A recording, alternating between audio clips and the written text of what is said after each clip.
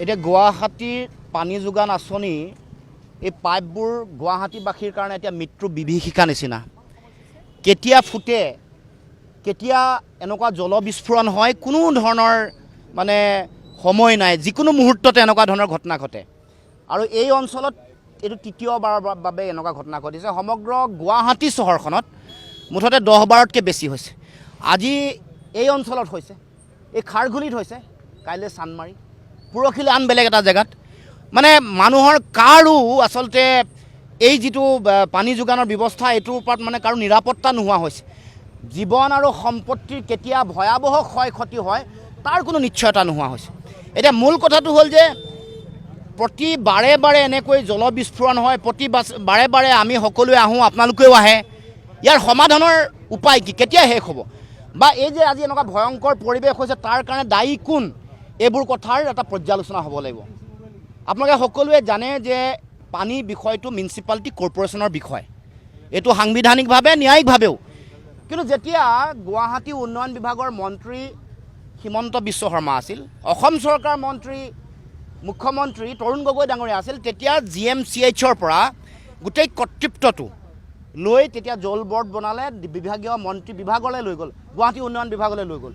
লৈ গৈ এই গোটেই চাৰিওটা যে প্ৰকল্প চলিও আছে, চাৰিটা প্ৰকল্প তেওঁলোকৰ দিনতে আবণ্টন হৈছে। প্ৰকল্পৰ কাৰণে DPR প্ৰস্তুত কৰিছে, ঠিকা কাক দিব এইটো ঠিক হৈছে। DPR যিবোৰ বিজ্ঞানসন্মত যিবোৰ কথা বতৰা, কাৰিকৰীগত প্ৰযুক্তিগত যিবোৰ কথা বতৰাবোৰ ঠিক হৈছে। কিমান থিকনেছৰ পাইপ হ'ব, কেনেকৈ হ'ব, গোটেই ডিজাইন হৈছে, ড্ৰয়িং হৈছে। এই গোটেই কথা বতৰাবোৰ তেওঁলোকৰ দিনত হোৱাৰ পাছত আমি দেখিবলৈ পাইছোঁ যে এই যে লুই বাৰ্জৰ পৰা আৰম্ভ হোৱা গোটেই কথাটো এই জাইকালৈকে, তাৰপিছত কেইবাগৰাকীও মন্ত্ৰী সলনি হ'ল, বিভিন্ন ধৰণৰ ইয়াৰ পৰা দুৰ্নীতি কৰা এই গোটেই চাৰিওটা প্ৰকল্পত তেওঁলোকে কমিশ্যন লোৱাৰ কথা বতৰাবোৰ মানুহৰ মাজত সৰব চৰ্চা হৈছে। আৰু এই কথা বতৰাবোৰ আনকি জাইকাই বিভিন্ন মঞ্চতো উল্লেখ কৰিছে যে ইয়াত বহু পইচা দিব লগা হোৱাৰ কাৰণে সময়মতে কাম কৰিব পৰা নাই, যিটো প্ৰয়োজনীয় যিটো মানে স্পেচিফিকেশ্যন আছে সেইমতে কাম কৰিব পৰা নাই। এতিয়া আমাৰ কথা হ'ল যে এতিয়া এই গোটেই ঘটনাবোৰৰ উত্তৰ বিভাগীয় মন্ত্ৰীয়ে দিয়ে, কেতিয়াবা অশোক সিংহালে দিয়ে, এতিয়া জয়ন্ত মল্ল বৰুৱাই দি আছে। কাৰণ গোটেই বিষয়টোৰ কিন্তু মূল গুৰিটোৱে গ'ল অসমৰ বৰ্তমানৰ মুখ্যমন্ত্ৰীগৰাকী হিমন্ত বিশ্ব শৰ্মা। সেই সময়ত বিভাগীয় মন্ত্ৰী আছিল, বিভাগীয় মন্ত্ৰীয়ে সমগ্ৰ ঠিকাৰ আবণ্টন দিছিল, গোটেই প্ৰকল্পটোৰ পৰিকল্পনা প্ৰস্তুত কৰিছিল আৰু মিউনিচিপালিটি কৰ্পৰেশ্যনৰ বিষয়টো জল বৰ্ডলৈ নি গোটেই কামটো কৰিছিল।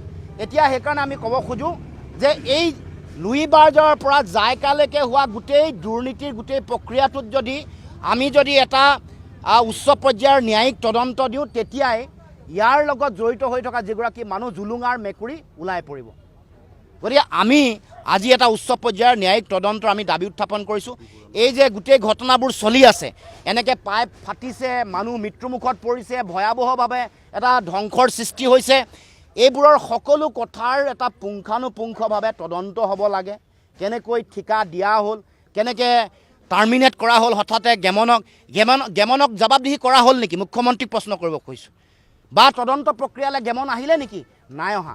গতিকে গোটেই প্ৰক্ৰিয়াটো মুখ্যমন্ত্ৰীয়ে উত্তৰ দিব লাগে। মুখ্যমন্ত্ৰীলৈ আহ্বান কৰিছোঁ আৰু এটা অতি উচ্চ পৰ্যায়ৰ তদন্তৰ আমি দাবী উত্থাপন কৰিছোঁ, ন্যায়িক তদন্ত, যাতে জুলুঙাৰ মেকুৰী ওলায়। জুলুঙাৰ মেকুৰী ওলালে গম পাব যে এই গোটেই চাৰিওটা প্ৰকল্পৰ লগত জগৰীয়া ব্যক্তি কোনে কমিশ্যন খালে, কোনে কিমান টকা খালে, এইবোৰ কথা ওলাই যাব। আৰু এই গোটেই কথাটো এটা সময়ত গুৱাহাটী ডেভেলপমেণ্টৰ মন্ত্ৰী আমাৰ সিদ্ধাৰ্থ ভট্টাচাৰ্যও কৈছে যে ব্যাপক দুৰ্নীতি হোৱাৰ কাৰণে সময়ত পানী দিব পৰা নাই আৰু এনেকুৱা ধৰণৰ ঘটনাবোৰ ঘটি আছে, এনেকৈ তেওঁ কৈছে। গতিকে সিদ্ধাৰ্থ ভট্টাচাৰ্যকো যদি এই তদন্তৰ তেওঁ যদি এই গোটেই কথাটো তেওঁৰ পৰা সোধে, তেওঁক লৈ জুলুঙাৰ মেকুৰী ওলাই পৰাটো নিশ্চিত। গতিকে জুলুঙাৰ মেকুৰী প্ৰথমে উলিয়াব লাগিব। আৰু এই যে এনেকৈ ধৰণৰ দুৰ্নীতিৰ কাৰণে আজি গুৱাহাটীৰ মানুহ যে ভয়ত থাকিব লগা হৈছে, তাৰ কাৰণে এই তদন্তৰ যোগেদিহে প্ৰকৃত দোষীক আমি চিনাক্তকৰণ কৰিব পাৰিম। আৰু দ্বিতীয় কথাটো হ'ল, এতিয়া ক্ষতিপূৰণৰ কথা 1,20,000কৈ দিম বুলি কৈছে।